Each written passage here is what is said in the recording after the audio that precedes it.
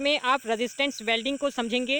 इसमें हमको जनरली दो चीज़ों की ज़रूरत पड़ती है। पहला है वेल्डिंग करंट। सन से देख रहे हैं कि जो फिलर मेटल है आर्क वेल्डिंग प्रोसेस में किस तरह एक सबमर्ज आर्क वेल्डिंग प्रोसेस है, जैसे इसका नाम है सबमर्ज, उसी तरीके से इसमें जो फ्लक्स है उसको तीन तरीके की जो फ्लेम हम जनरली पढ़ते हैं, neutral flame, carburising flame and oxidising flame.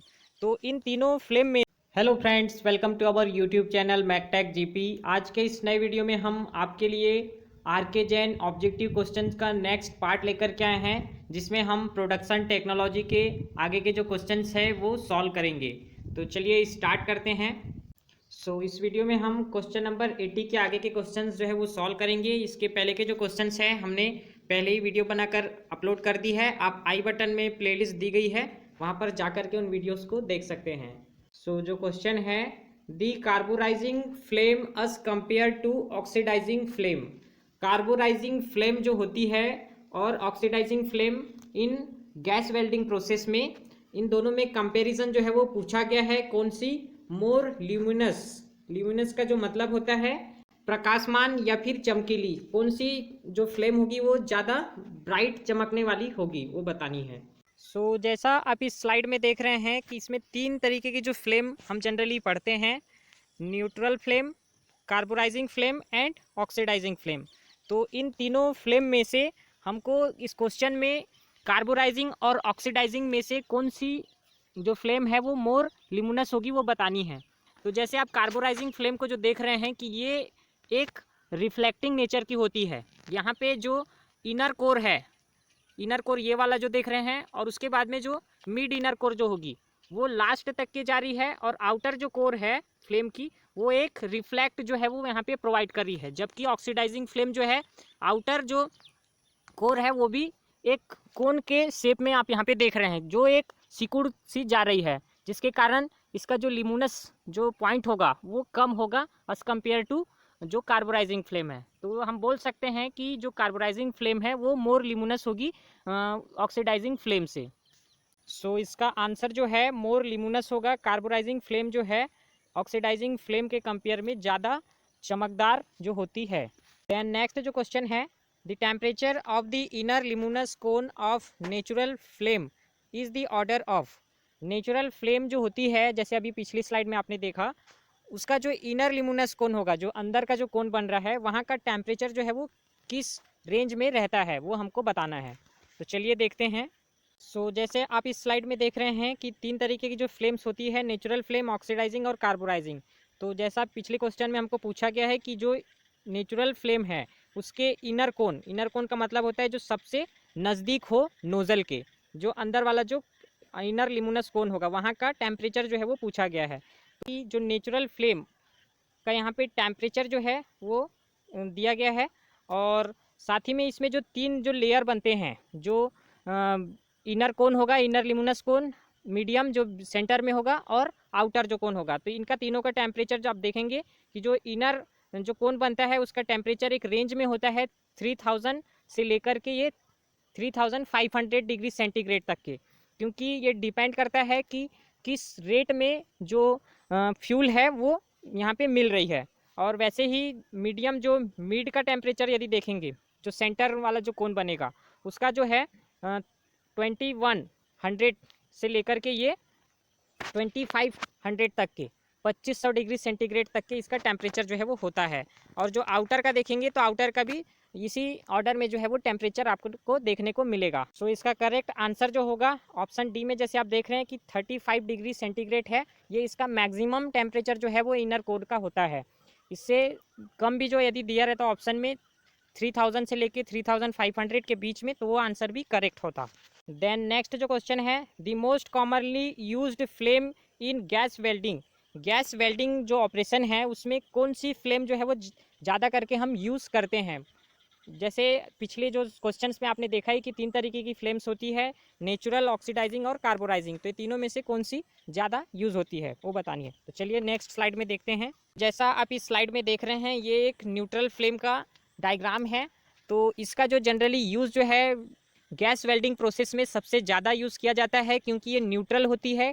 किसी भी गैसियस फॉर्म के साथ में या एयर के साथ में ये रिएक्शन नहीं होती, जिसके कारण हमको वेल्डिंग डिफेक्ट्स जो है वो देखने को नहीं मिलते।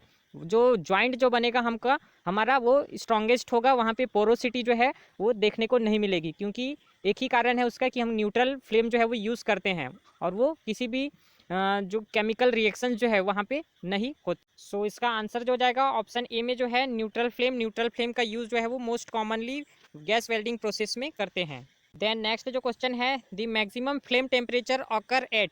मैक्सिमम फ्लेम टेम्परेचर जो है वो किस जो जगह पे हमको मिलती है वो हमको बतानी है। जैसे इस ऑप्शन में गिवन है the tip of flame, the inner cone, next to the inner cone, at the outer cone and just inside the inner cone. तो किस हिस्से में इस मैक्सिमम टेम्परेचर जो है हमको देखने को मिलती है।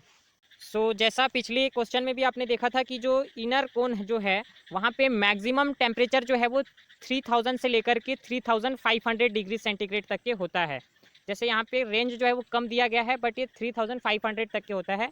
और बाकी जो जोन है वहाँ पे टेम्परेचर जो है इसके कंपेयर में कम होता है, क्योंकि यहाँ पे फ्लो ऑफ जो फ्यूल है और अमाउंट ऑफ ऑक्सीजन दोनों ही जो है वो ज़्यादा होते हैं इस पॉइंट पे। इसी कारण यहाँ का टेम्परेचर जो है वो सबसे ज़्यादा होता है। सो इसका आंसर जो हो जाएगा ऑप्शन बी में जो है दी इनर कोन। इनर कोन में ही सबसे ज़्यादा टेम्परेचर जो है वो हम देखते हैं। सो नेक्स्ट जो क्वेश्चन है, submerge arc welding is. Submerge arc welding जो प्रोसेस होती है उसमें कौन सा फिनोमिना जो है वो होता है। जैसे नीचे ऑप्शंस में गिवन है, a process which use a mixture of iron oxide and granular aluminium then accomplished by maintaining a hot molten metal pool between plates, then a process in which arc is maintained under the blanket of flux, and last जो है all of the above। सो चलिए इसको slide के through समझेंगे। सो जैसा आप इस slide में देख रहे हैं ये एक सबमर्ज आर्क वेल्डिंग प्रोसेस है। जैसे इसका नाम है सबमर्ज, उसी तरीके से इसमें जो फ्लक्स है उसको जो वेल्डिंग जहाँ प्लेस है उसके ऊपर में सबमर्ज मीन्स ढक दी जाती है जो फ्लक्स के थ्रू। तो इसमें जो है एक आर्क जो है वो डेवलप की जाती है। ये जो इलेक्ट्रोड देख रहे हैं आप, ब्रास या फिर जो कॉपर होता है उसका, और उसके साथ में जो एक पाइप जो है वो यूज़ किया जाता है, जो ट्यूब होता है उससे फ्लक्स जो है उसके ऊपर में कवर होते जाता है, ताकि जो वेल्डिंग जोन है वो उस प्रोटेक्टिव इन्वायरमेंट जो है वो प्रोवाइड कर सके। तो इस तरीके से ये जो प्रोसेस है वो की जाती है। इसमें जो फ्लक्स है उसका मेन रोल जो है वो प्रोटेक्टिव इन्वायरमेंट बनाने का होता है।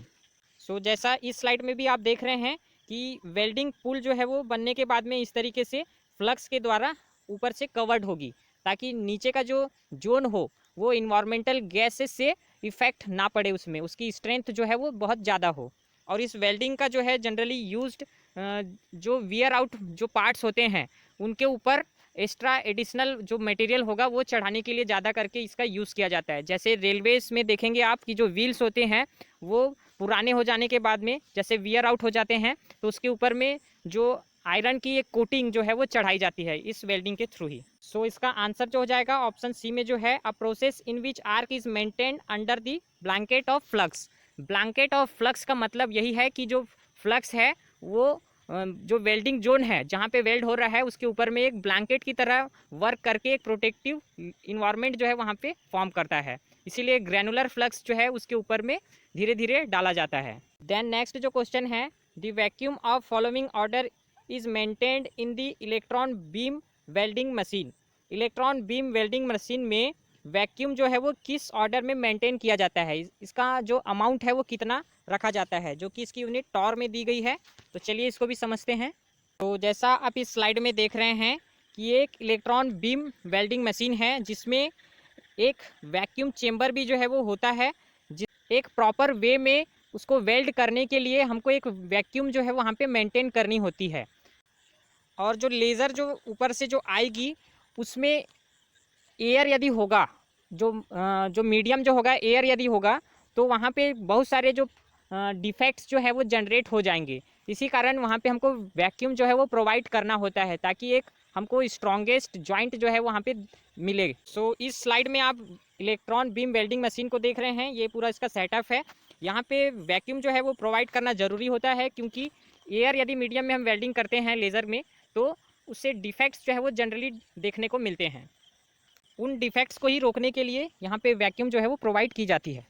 और ये वैक्यूम जो है वो 0.00135 पास्कल के बराबर होती है, जिसको इस क्वेश्चन में टॉर के फॉर्म में पूछा गया है। तो इसको यदि टॉर में आप कन्वर्ट करते हैं तो ये 10⁻⁻5 टॉर के बराबर होगा। ये पास्कल में है 0.00135 जो है, और टॉर में 10⁻⁻5 टॉर जो है वो होगा। सो इसका करेक्ट आंसर जो होगा ऑप्शन डी में जो है 10⁻⁻5 टॉर ये जो है वैक्यूम मेंटेन की जाती है। देन नेक्स्ट जो क्वेश्चन है, too fast welding speed in arc welding would result in, यदि बहुत ही ज़्यादा स्पीड से हम आर्क वेल्डिंग प्रोसेस को करते हैं तो इससे क्या हमको रिजल्ट मिलेगा वो पूछा गया है। कौन से तरीके के डिफेक्ट्स जो है वो जनरली देखने को मिलेंगे। सो जैसा आप इस एनिमेशन से देख रहे हैं कि जो फिलर मेटल है आर्क वेल्डिंग प्रोसेस में किस तरीके से वेल्ड होकर के नीचे डिपॉजिट होते जाता है। यदि इसकी स्पीड हम कम या फिर ज़्यादा कर दें तो उससे हमको डिफरेंट तरीके के डिफेक्ट्स जो है वो देखने को मिलेंगे। यदि हम फास्ट वेल्डिंग प्रोसेस करेंगे तो जो बीड बनेगी वेल्डिंग बीड वो एकदम थिनेस्ट होगी, बहुत ही कम होगी। और यदि स्लो कर देते हैं तो उसके कारण जो बीड बनती है वो बहुत ही ज़्यादा होती है और उसका जो फैलाव जो होगा वो बहुत ही ज़्यादा हो जाएगा। तो उसके कारण वेल्डिंग स्पीड जो है वो एक प्रॉपर वे में होती है। सो जैसे आप इस स्लाइड में देख रहे हैं कि दोनों तरीके की जो इसमें वेल्डिंग जो है वो होने के बाद में जो हमको ये बीड मिल रही है, वेल्डिंग बीड जिसको बोला जाता है, उसमें आप डिफरेंस जो है देख कर के पता चल जाएगा कि कौन सी जो वेल्डिंग बीड है वो ओके है, मीन्स सबसे अच्छी है। और फास्ट यदि वेल्डिंग करते हैं हम तो उससे ये जो बीड देख रहे हैं आप, ये इस तरीके की देखने को मिलेगी। वो बहुत ही स्लो यदि वेल्डिंग कर देते हैं तो उसके कारण इस तरह से थिकेस्ट जो वेल्डिंग बीड है वो मिलेगी। सो इस क्वेश्चन का जो आंसर है ऑप्शन सी में गिवन है ऊपर पेज में, too small bead weak weld and wasted of electrode.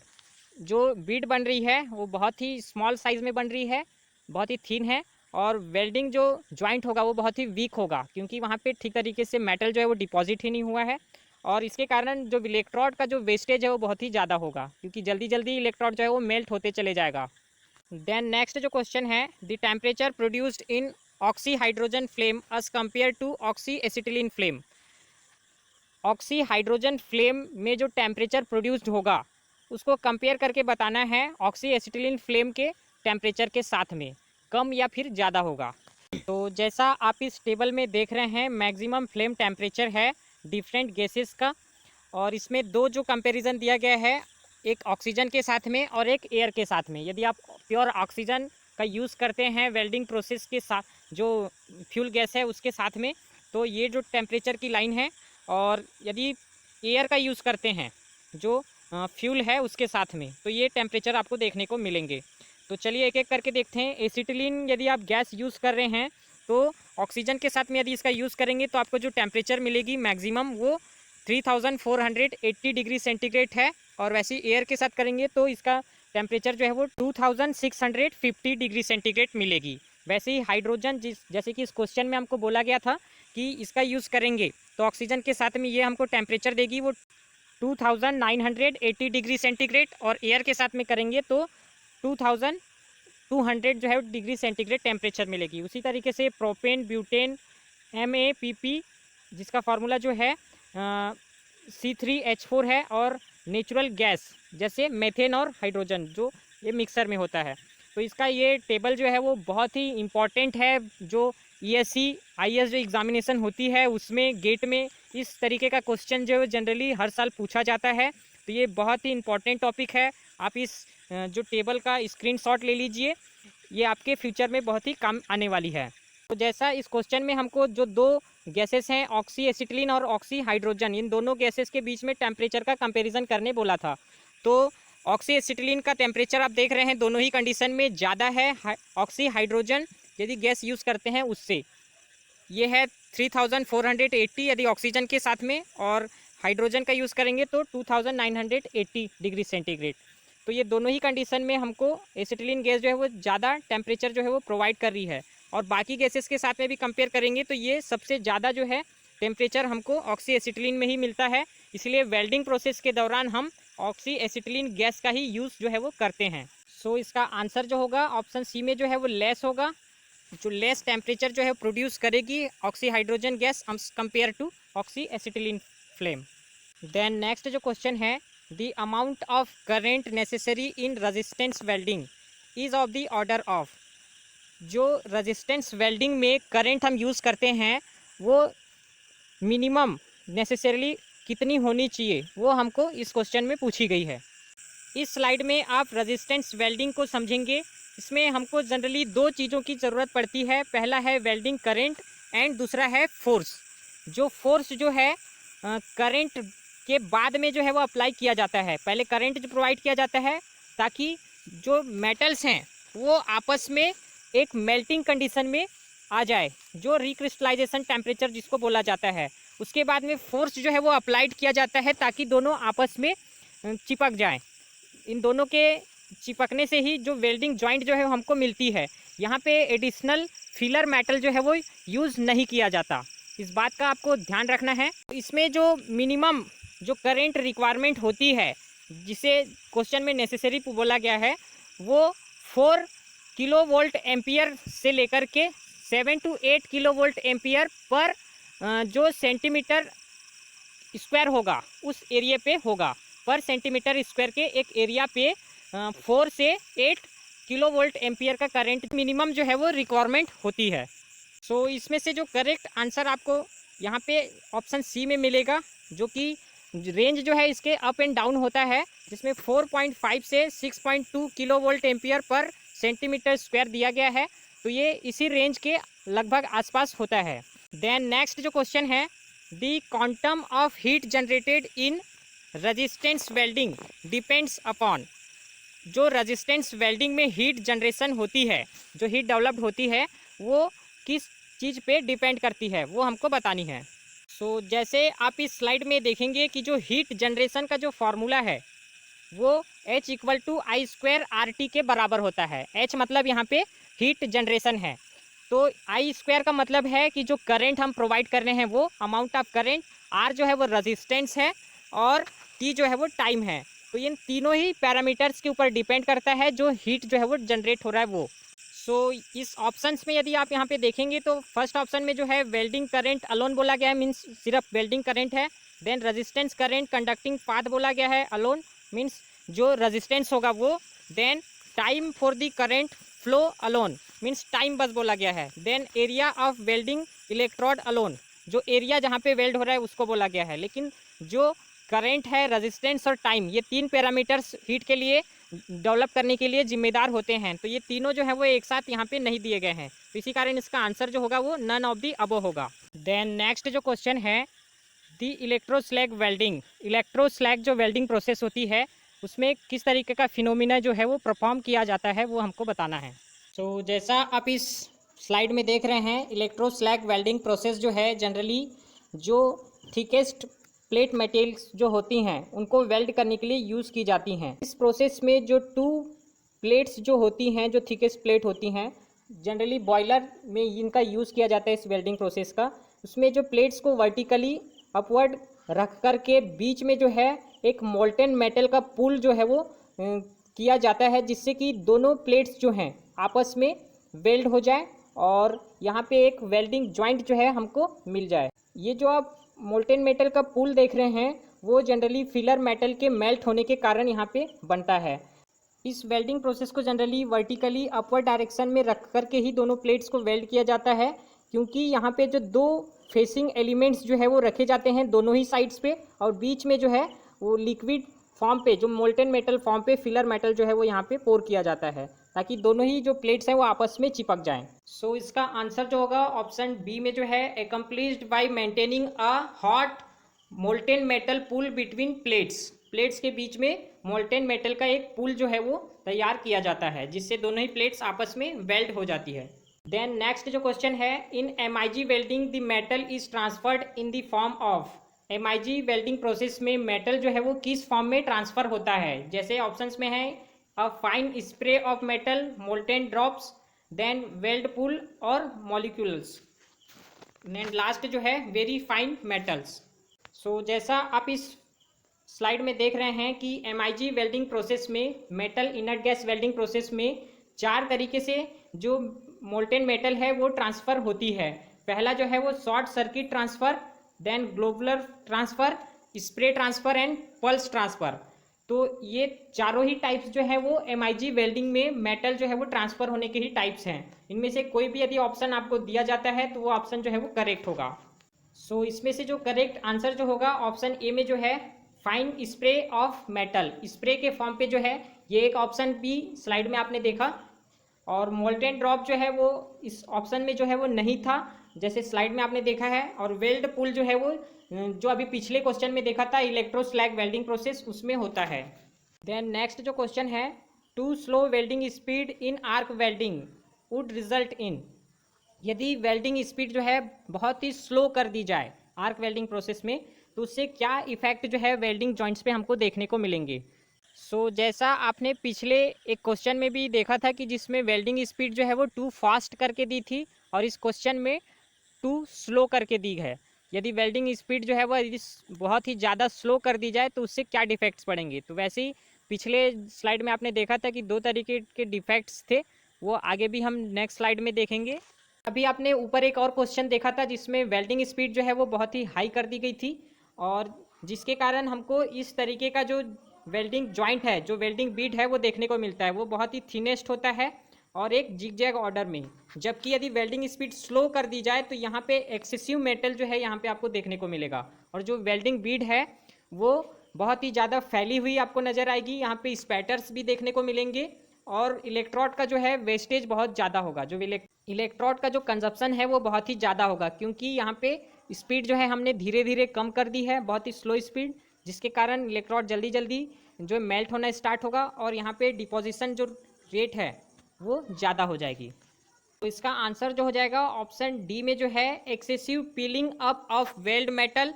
Means वही है कि सब बहुत ही ज़्यादा अमाउंट में जो मेटल है वो जो प्लेट्स के ऊपर में आपको डिपॉजिट देखने को मिलेगी। जो वेल्डिंग बीड है बहुत ही ज़्यादा थिक होगी, और इसमें पेनिट्रेशन भी जो है बहुत ही कम होगा, क्योंकि स्लो हम वेल्डिंग स्पीड जो है बहुत ही स्लो है, जिसके कारण डिपोजिशन रेट बहुत ज़्यादा हो जा रहा है और पेनिट्रेशन बहुत कम, और इलेक्ट्रोड का जो वेस्टेज है वो भी बहुत ज़्यादा होगा।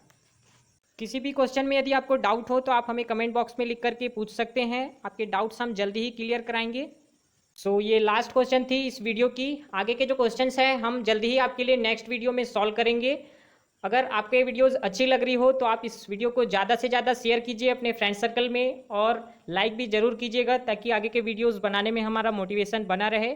और अभी तक के अगर आपने हमारा चैनल सब्सक्राइब ना किया हो तो प्लीज़ सब्सक्राइब कर लीजिए, नीचे सब्सक्रिप्शन बटन दी गई है। साथ ही में नोटिफिकेशन बेल आइकन को भी ज़रूर प्रेस कर दीजिएगा, ताकि नई वीडियोज़ की अपडेट आप तक पहुँच सके।